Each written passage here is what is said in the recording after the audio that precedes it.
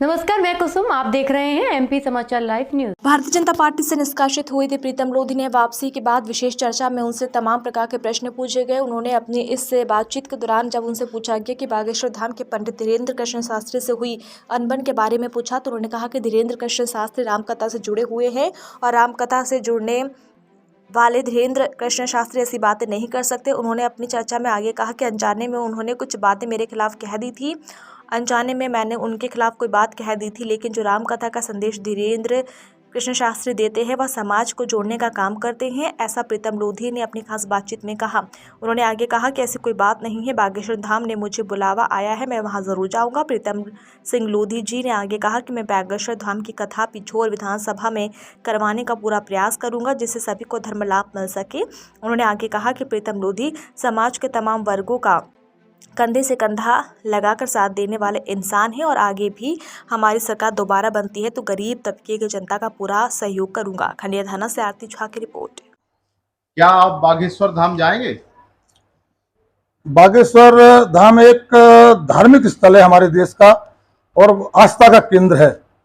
और बागेश्वर धाम मैं नहीं, सबको जाना चाहिए बागेश्वर धाम। और फिर मुझको तो धीरेन्द्र शास्त्री जी का न्योता आया है, उन्होंने संदेश दिया है कि प्रीतम लोधी एक बार बागेश्वर धाम आए तो हम बैठ के चर्चा करें, तो मैं इस पर निश्चित जरूर जाऊंगा। क्योंकि इसलिए जाना जरूरी है कि कुछ लोगों ने देश के हमारा और बागेश्वर धाम जी के बीच में जहर घोलने का काम किया है, और वो जहर जब ही खत्म होगा कि जब हम बैठ के चर्चा करेंगे और जिनने जहर घोला है उनको हम बेनकाब करेंगे और उनको लोगों के सामने लाएंगे कि जिन लोगों ने दो समाजों को, कईयों समाजों को बांटने का काम किया है।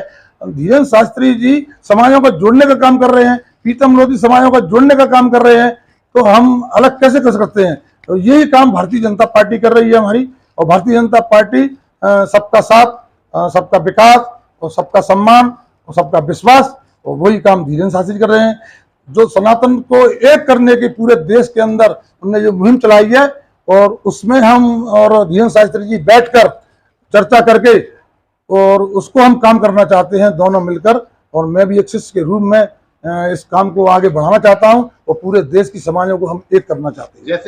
जैसे कि पिछोर विधानसभा में जातिगत माहौल बहुत ज्यादा है। जैसे आपकी लोधी समाज और ब्राह्मण समाज में मतभेद है, तो इसके बारे में धीरेन्द्र शास्त्री जी का हो सकता है अलग मत हो, आपका क्या है इसमें? मेरा मत यह है कि जो पिछोर विधानसभा से जो इनने चिंगारी भड़काई है, जो पूरे देश में चिंगारी आग लगाने का काम किया है कुछ लोगों ने, पूरे लोगों ने किया, कुछ लोगों ने किया है।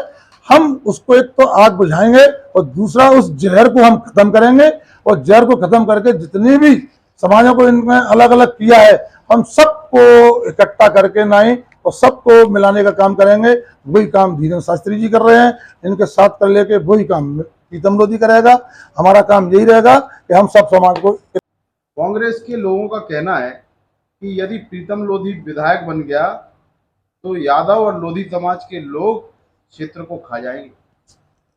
पत्रकार महोदय जी, ये आपका क्वेश्चन बहुत अच्छा है और 30 साल से मैं भी सुन रहा हूं। मैं जो प्रतिज्ञा की है और मेरी बात को आप पत्थर की लकीर मानना और नोट कर लेना। यादव और लोधी सारी समाजों की सेवा करेंगे और यहाँ पर अगर आप इतनी सेवा करेंगे कि आप रात के 12 बजे वो पार कर सकते हो।